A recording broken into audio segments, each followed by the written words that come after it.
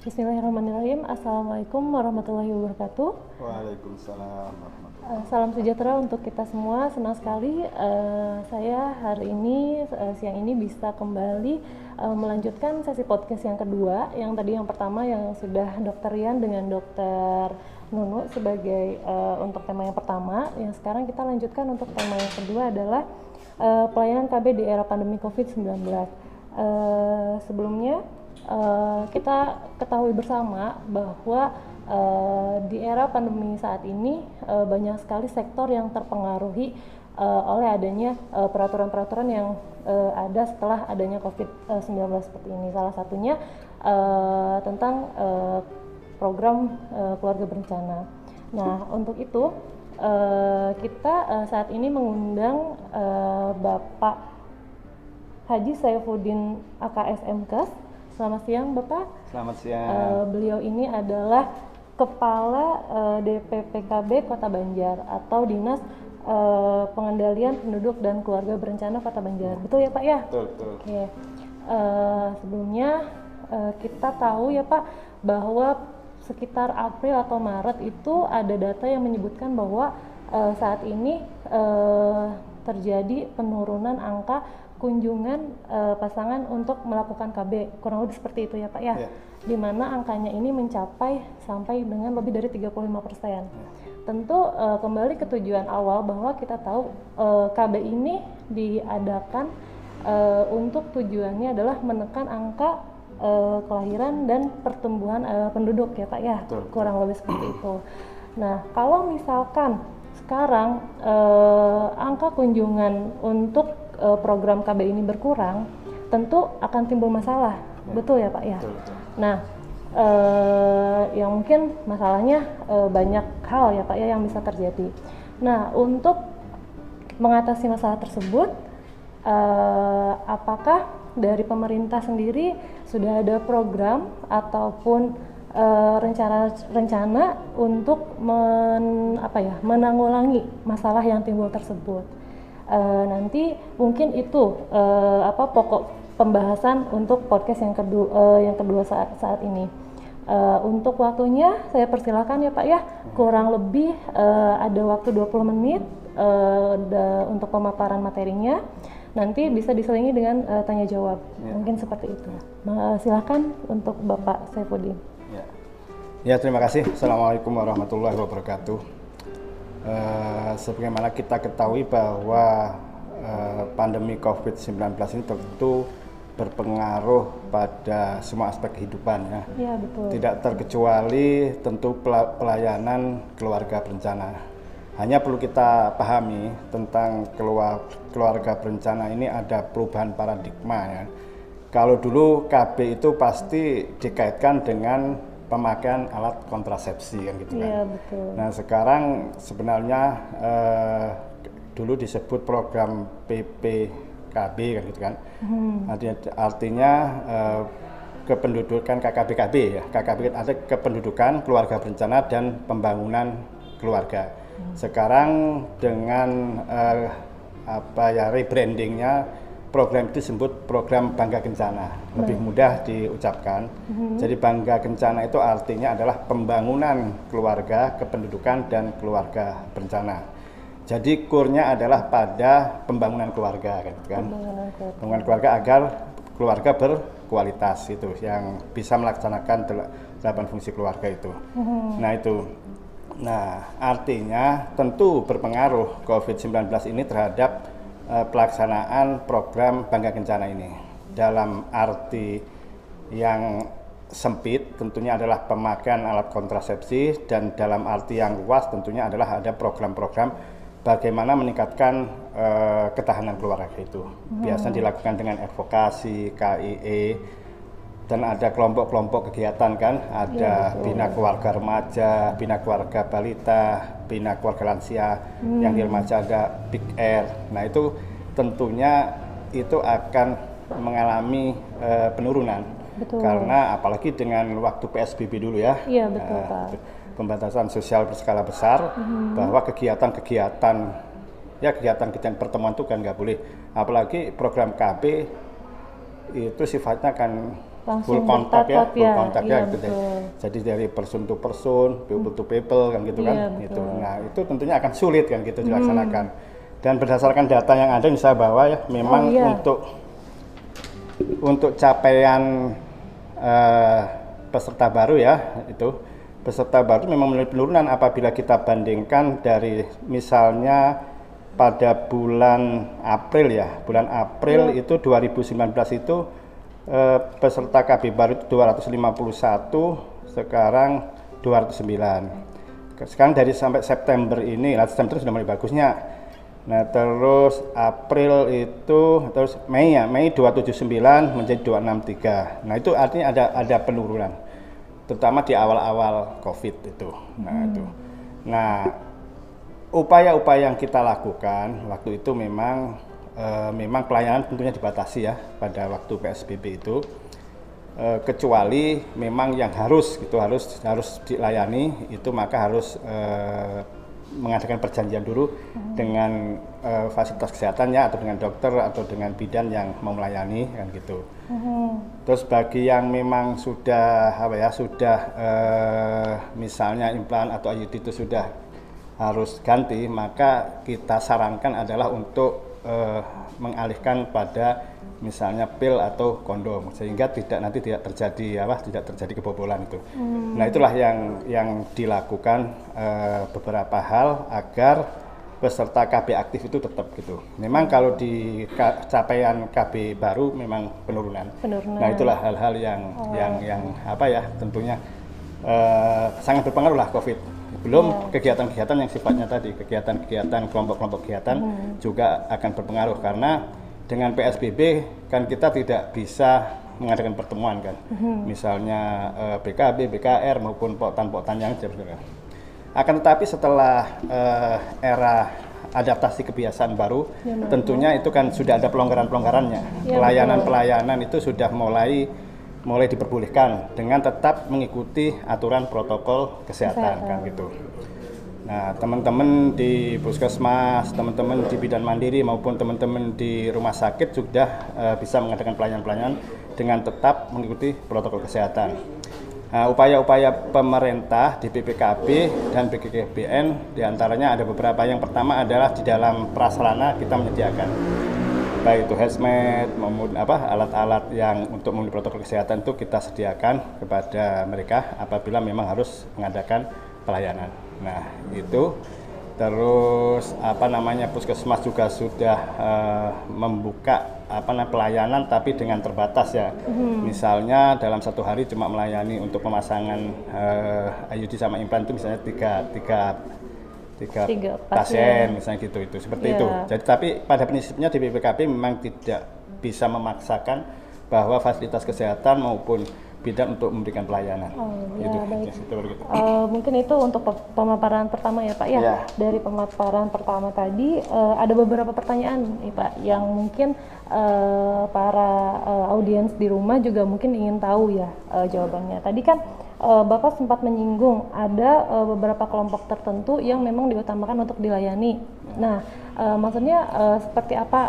Maksudnya siapa saja yang misalkan memang sangat mendesak untuk segera dilayani. Kemudian itu pertanyaan yang pertama Pak. Satu-satu atau mau dilanjut pertanyaan berikutnya dulu Pak? Boleh. Lanjut dulu ya. Oke. Nah, kemudian itu yang pertama siapa saja yang mungkin mendesak untuk dilakukan pelayanan. Kemudian karena alurnya tidak bisa dengan alur yang seperti biasanya karena ada pembatasan itu ya Pak ya. Bagaimana caranya masyarakat agar tetap bisa dilayani tanpa harus misalkan karena sehari itu misalkan hanya maksimal 3 orang. Sementara pasien yang datang dari jauh-jauh mungkin tidak tahu dan pas datang ke sana ternyata sudah full kuotanya gitu. Nah, untuk mengatasi itu apakah sudah ada solusi-solusinya Pak, bisa dipaparkan? Silakan. Tentunya yang harus segera dilayani kan biasanya kan terutama implan IUD kan ada batas waktunya. Iya, betul. Nah, ketika ada batas waktu itu dan kita punya data lah. Di BPKB punya data akseptor yang memang batas waktunya sudah harus diganti ya, gitu. Nah itu Yang pertama itu, dan kalau itu memang harus segera dilayani, maka kan harus mengadakan perjanjian. Tapi kita punya petugas di lapangan ya, sebenarnya kan lini terdepan lapangan, Linlab istilahnya kalau di BKKBN itu kan Linlab.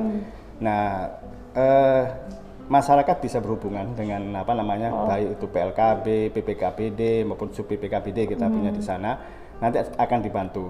Dan untuk apa namanya, untuk ke Vaskes bahkan itu nanti akan dikomunikasikan oleh dus lapangan itu bagian gitu. Berarti memang langsung dengan pasiennya langsung ya Pak ya, ada petugas lapangan khususnya. Apalagi yang itunya. Terus yang kedua, memang ada pembatasan. Biasanya kalau apalagi kalau mau di rumah sakit ya, mau MOW atau MOP kan gitu, biasanya kan antara pasien dengan pengantarnya kan lebih banyak pengantarnya kan gitu. Iya betul Pak. Nah itu pasiennya satu, pengantarnya 4 atau 5 mungkin ya.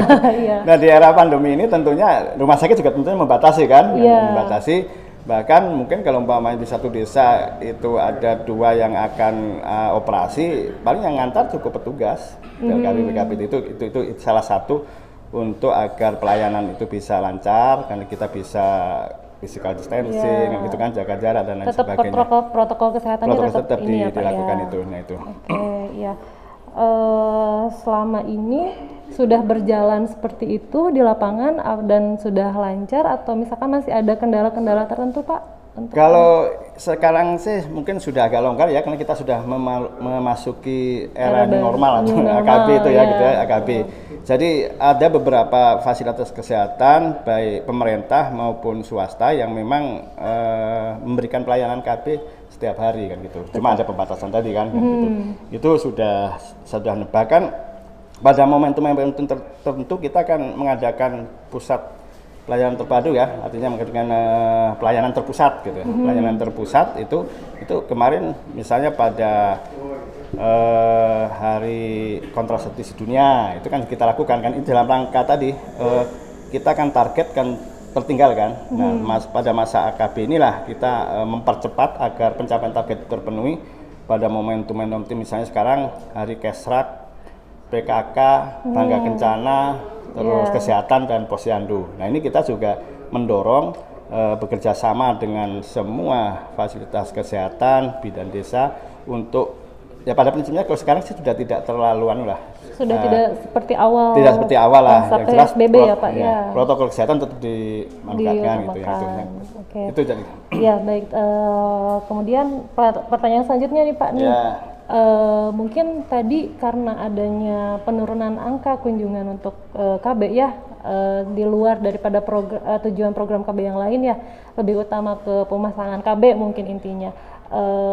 Bagaimana arahan dari Bapak ya untuk masyarakat agar tidak perlu takut untuk untuk bisa datang ke pusat-pusat kesehatan untuk melanjutkan program KB-nya tersebut gitu. Ada tipsnya mungkin atau ada arahannya dari Bapak? Silakan. Iya.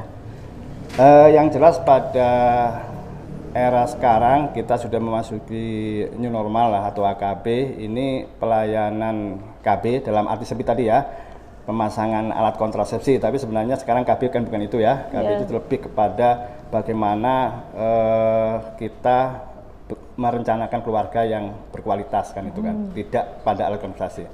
Alat kontrasepsi merupakan salah satu cara kan gitu kan, betul, untuk bagaimana supaya mengatur jarak dan sebagainya.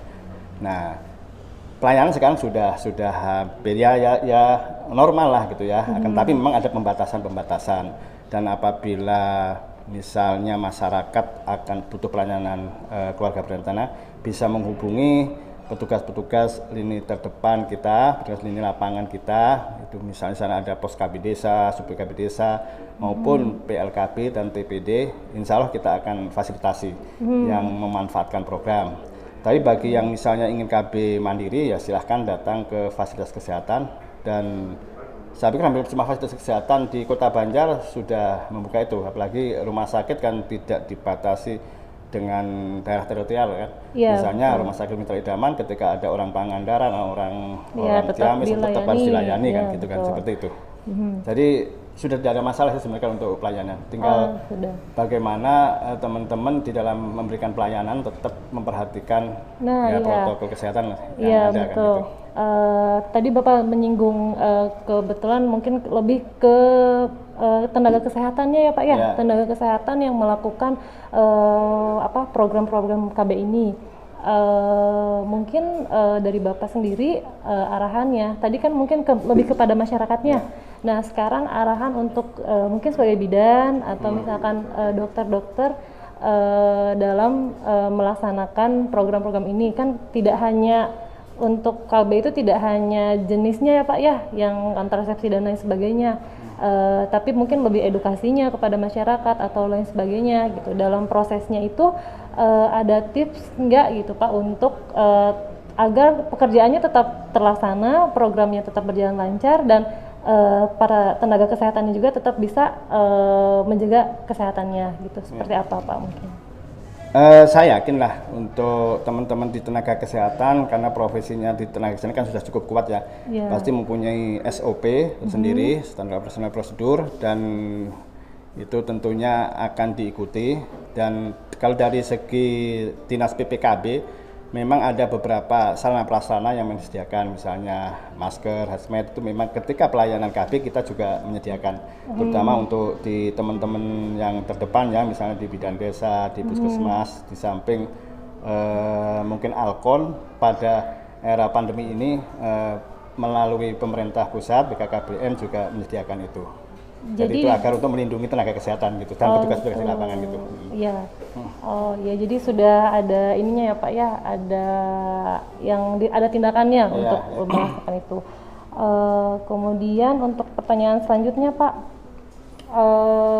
mungkin maaf ya, ini kan tadi sebagai mana Bapak sudah jelaskan bahwa program KB ini tidak hanya mengarah pada alat kontrasepsinya saja, tapi lebih kepada ketahanan keluarganya. Dibentuk maksudnya yang tadi Bangga Kencana itu ya Pak ya, sama pengembangan keluarganya.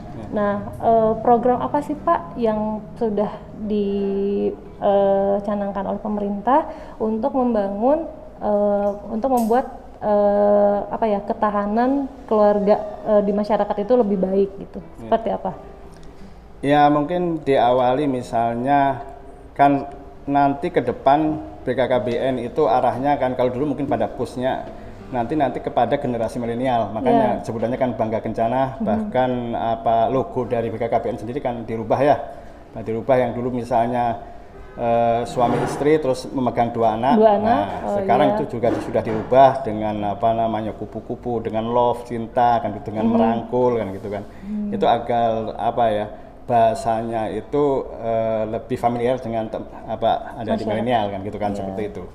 Nah, diantaranya mungkin sekarang ada Big Air kan gitu kan, pusat informasi dan konsultasi remaja, di mana di situ nanti akan di kesehatan reproduksi dan sebagainya, bagaimana merencanakan berkeluarga kan, seperti itu salah satunya dalam rangka mempersiapkan bagaimana keluarga berkualitas. Nah itu misalnya kalau umpamanya melahirkan tuh yang tepat usia berapa sih gitu. Terus ada edukasi seperti itu. Makanya kalau yang di BKKBN sering disebut 4T ya.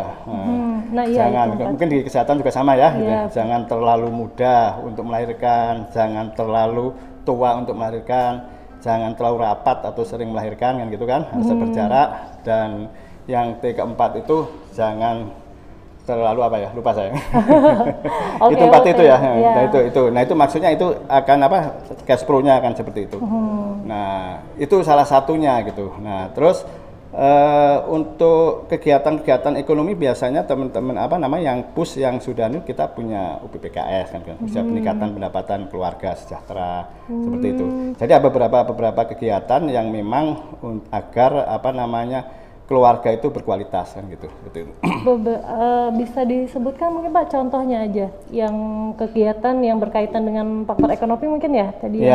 Itu seperti apa Pak tindakan? Faktor ekonomi itu biar kita kan di keluarga berencana itu membagi tingkatan keluarga ada 3 ya sekarang, ada pra-KS, KS1 dan KS2 kan gitu kan. Pra-KS dan KS1 itu yang ukurannya tidak selalu ekonomi ya, termasuk ukuran agama, ukuran sosial masuk di situ. Nah, termasuk di ekonomi. Nah, pada keluarga-keluarga pra-KS dan KS1 itu memang kita akan ada upaya-upaya penguatan ekonomi. tentunya ini memang tidak dilakukan oleh di DPPKB saja, tapi kita akan lintas sektor kan gitu kan. Lintas sektor misalnya dengan Dinas KUKMP, Dinas Pertanian dan sebagainya gitu. Nah itu agar untuk menguatkan ekonomi, salah satunya itu. Nah itu semua dilakukan melalui sebut Kampung KB gitu. Kampung KB. Kampung KB. Kalau dulu Kampung KB itu kampung keluarga berencana, sekarang dengan apa namanya paradigma baru namanya kampung keluarga berkualitas. Jadi bukan kampung, tapi tetap KB ya, keluarga berkualitas. Nah disitulah nanti di kampung KB itu terjadi integrasi program gitu antar sektor kan gitu. Itu salah satu untuk membangun gitu. Iya betul.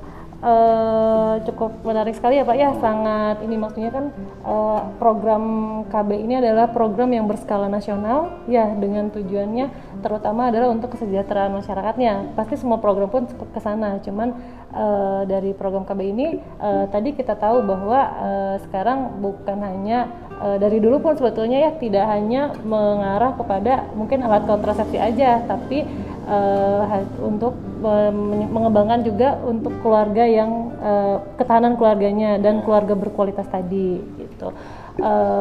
Kemudian untuk selanjutnya Pak, di sini tadi yang berkaitan, sebenarnya saya masih penasaran Pak, yang Bangga Kencana itu. Di sana itu kan apa saja sih Pak programnya untuk yang Bangga Kencana itu gitu. Yang tadi artinya ini kan pengembangan dari apa ya, dari dulu yang pemahaman keluarga berencana itu hanya misalnya 2 anak cukup kan gitu kan. Sekarang dengan Bangga Kencana ini sekarang tagline-nya kan dirubah 2 anak lebih sehat kan gitu kan. Seperti itu. Nah, jadi artinya jadi di Bangga Kencana itu nanti bagaimana sekeluarga itu lebih bisa berencana gitu. Makanya tagline-nya berencana itu keren kan gitu kan. Nah, berencana itu keren. Jadi misalnya ketika mau memasuk perkawinan itu kita keluarga calon suami istri harus sudah dipersiapkan gitu. Sehingga nanti dia kalau misalnya punya anak juga bisa diurus kan gitu kan, berkualitas kan gitu. Terus tadi saya sampaikan usia melahirkan itu yang bagus beberapa di antaranya itu. Dan di samping itu nanti ke depan di dalam Bangga Kencana ini adalah dalam rangka mengurangi stunting kan gitu. Karena kan tapi kalau di Banjar rendahnya usia perkawinan di bawah 19 tahun itu kita termasuk rendah lah dibanding kabupaten kota lain atau dibanding rata-rata Jawa Barat gitu. Karena ketika usia perkawinannya rendah kan nanti kan bisa menjadikan stunting kan seperti itu. Nah itu terus di samping tadi kita juga mendorong arahnya adalah ke generasi milenial tadi. Generasi milenial agar mengenal bagaimana membangun keluarga yang berkualitas. Gitu. Ya oke. Kaitannya dengan generasi milenial ya Pak ya. Program yang sudah berjalan untuk edukasi kepada para milenial ini seperti apa Pak?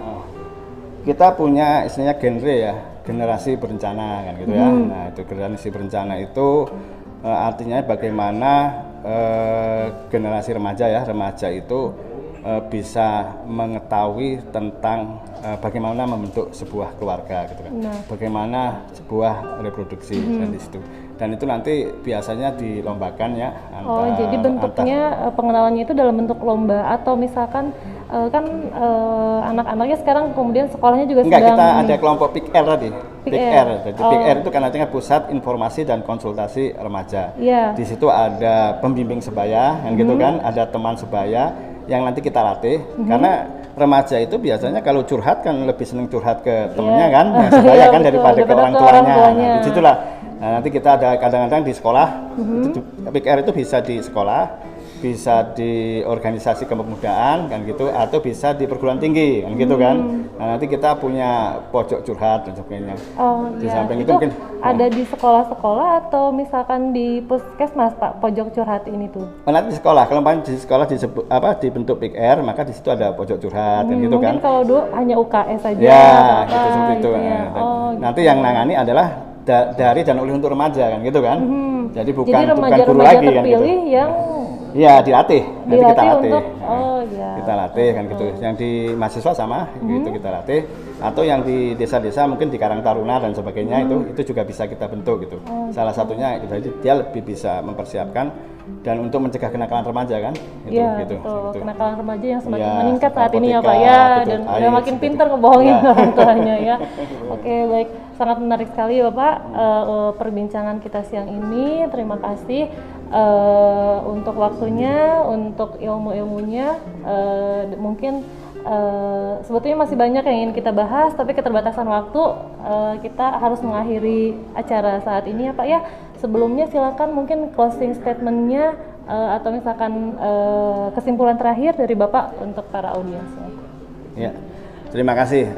Mungkin bagi generasi muda, saya pikir waktunya lah sekarang kita harus merencanakan masa depan gitu kan. Jadi jangan sampai kita terjebak pada penyakit triad itu ya, 3 ancaman dasar, yaitu bebas seks, terus nafsa, AIDS. Nah itu harus kita hindari, dan apabila ada permasalahan-permasalahan bisa menghubungi kelompok-kelompok Big R yang mungkin sudah hampir ada di semua desanya atau di sekolah-sekolah yang sudah dibentuk maupun di perguruan tinggi, dan di setiap UPTD KB kita sudah membentuk PPKS-nya, Pusat Pelayanan Keluarga Sejahtera. Nah di situ nanti kita bisa konsultasi, konseling dan gitu. Terus bagi masyarakat juga yang mau ber-KB atau menggunakan alat kontrasepsi dan sebagainya, pada dasarnya sekarang sudah terbuka, bisa menghubungi fasilitas-fasilitas kesehatan, bidan desa, dan tetap dengan melakukan protokol kesehatan. Tentunya harus patuh itu kan gitu kan. Kalau misalnya kita harus mengubah perilaku, kalau dulu misalnya ke fasilitas kesehatan harus membawa keluarga di bawah semua, tentunya sekarang ya cukup 1 orang saja. Insya Allah petugas kami di lini lapangan terdepan akan mendampingi dan membantu masyarakat di dalam rangka pelayanan KB. Terima kasih. Ya, baik. Terima kasih sekali lagi Bapak untuk waktunya. Demikian untuk podcast yang ini. Terima kasih. Assalamualaikum warahmatullahi wabarakatuh. Mungkin biasa kalau di BKKBN itu ada salamnya ya, salam BKKBN itu berencana itu keren. Oh gitu iya, oke. Jadi kita bareng-bareng ya Pak ya, berencana itu keren. Tapi dokter harus tetap saya bilang berencana itu keren ya. Iya. Berencana itu keren. Terima kasih. Oke, baik, terima kasih Pak.